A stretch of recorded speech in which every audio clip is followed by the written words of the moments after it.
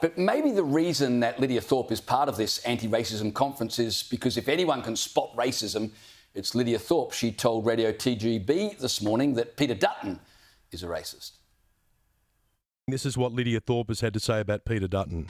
Dutton is a racist. Dutton is a violent person. Dutton used to be a Queensland police officer. Your response, Mr Dutton?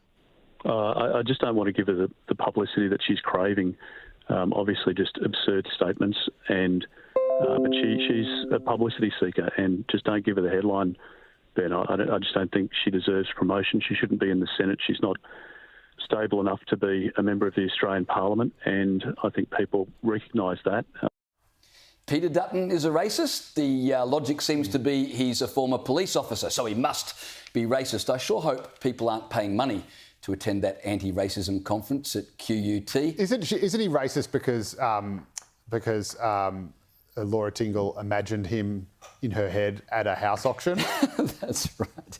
Yeah, isn't that the evidence? Anyone who missed out on renting a house was because of the immigrants. He appeared in a vision in Laura Tingle's head and complaining about the Chinese buying into the property market. Yeah. That's the evidence.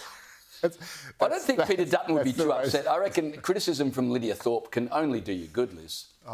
Oh, well, I would honestly just be responding, being like, I'm not even responding to that woman's comments, because as Dutton said, she doesn't even belong in Parliament. She shouldn't even be there. This woman's a disgrace. The best way you can actually convey that message is treating her as illegitimate as he feels that she is. I would have just been like, oh, look, no comment on that. My record speaks for itself. The end. Yeah, instead of actually engaging with it, then she'll come back. I'm just like, nah.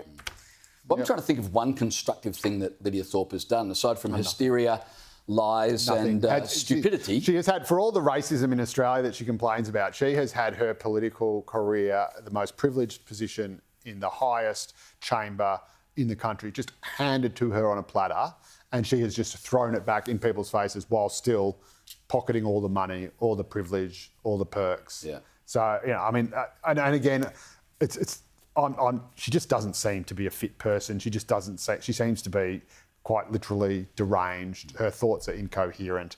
Her arguments are nonsensical. I'm sure she'd be great fun to get drunk with at a party, but you wouldn't want to talk politics. You may not survive.